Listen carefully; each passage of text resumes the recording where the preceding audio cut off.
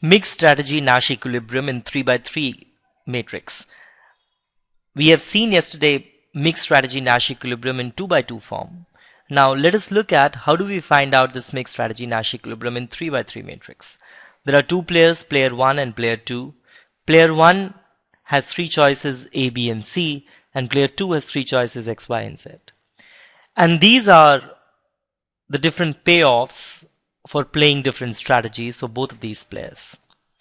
Well, if you look at it, then what you will find is that for player 2, X is a dominated strategy. Okay, he will never ever play X. Because as you guys could see here, that this choice, okay, everywhere, 5 compared to 2, 5 compared to 2, 7 compared to 1, and even if you compare it with Z, X is a dominated strategy, so he's not going to play X ever. So this has gone. Okay, and we are left with this matrix then. We're left with this matrix. That is, now player 2 has only two choices, Y and Z, and player 1 has three choices, A, B and C. Now again, let us look at can we find out a strictly dominated strategies here? Well, if you compare Y with Z, that is, now here 5 is greater than 3, 5 is not greater than 8. In fact, I should put a different side, and here 9 is greater than 7. So you can't say that either of these strategies are dominating. Okay, so Y and Z, they are not, you just can't compare among them. And between A, B and C, in case if we'll try to compare them, that is between 2 and 6, A and B. So 2 is less than 6, but here 6 is greater than 4. So between A and B you can't find it out. Between B and C, can you find out? 6 is greater than 2, but 4 is equal to 4. So B might be weakly dominating as compared to C, but not strictly dominating one. As compared to A, if you compare A to C, then this and this. So again, A might be weakly dominating C, but A is not strictly dominating C. But if you, so it means that we just cannot get away with C so easily. But what we can do is that in case if we randomize our choices, okay, if we play, if player 1 is going to play A with probability P and B with probability 1 minus P, okay, then let us see whether the outcome of playing this random choice between A and B is greater than C or not. Okay, is the payoff greater than C or not? So he is playing A with probability P and B with probability 1 minus P. Okay, and he is not playing C. Now, his payoffs from this strategy would be, when he plays A, he is getting a payoff of 2, but he plays A with probability P, so it is 2P. Now, when he plays B, he plays with probability 1 minus P and his payoff is 6, so it is 6 into 1 minus P. You simplify this and you get 2P plus 6 minus 6P, which is 6 minus 4P. Now this is the payoff from playing A and B. Okay, this is the payoff from playing A and B when player 2 is choosing Y. Now if you compare it with the payoff from C when player 2 is playing Y, now 6 minus 4P would be greater than 2.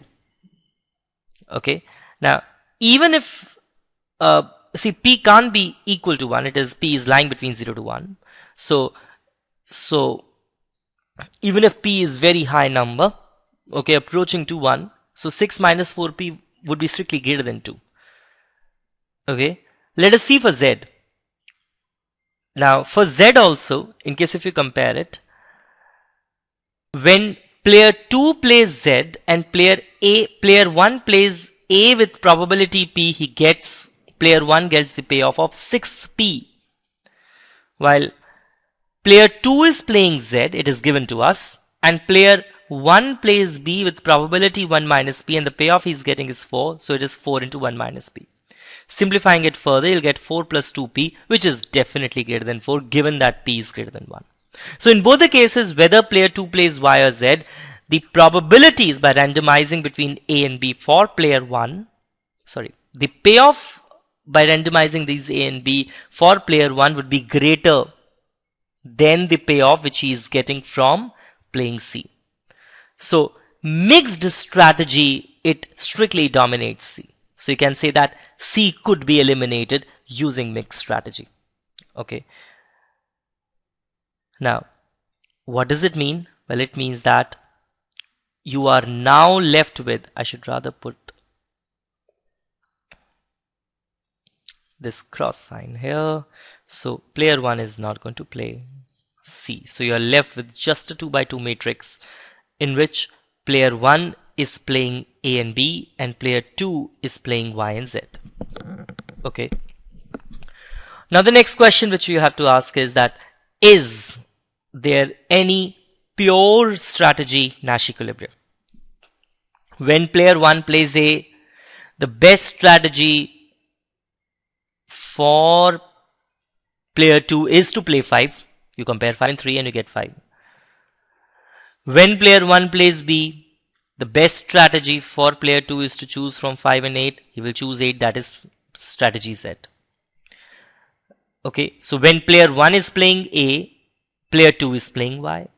When player 1 is playing B, player 2 is playing Z.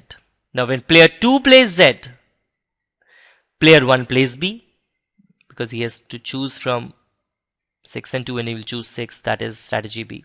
And when player 2 plays Z, player 1 is going to play 6, that is he is going to play A. So there is no pure strategy Nash equilibria. There is no pure strategy Nash equilibria in this game. So in this 2 by 2 matrix, what we check for mixed strategies. Okay, so player 1 is, that is, he's playing A with probability P and B with probability 1 minus P, and player 2 is playing Y with probability Q and Z with probability 1 minus Q. So he's playing A with probability P, B with probability 1 minus P, Y with probability Q, and Z with probability 1 minus Q. Okay, so player 1 will play A with probability P, will play B with probability 1 minus P, while player 2 will play Y with probability Q and Z with probability 1 minus Q. Well,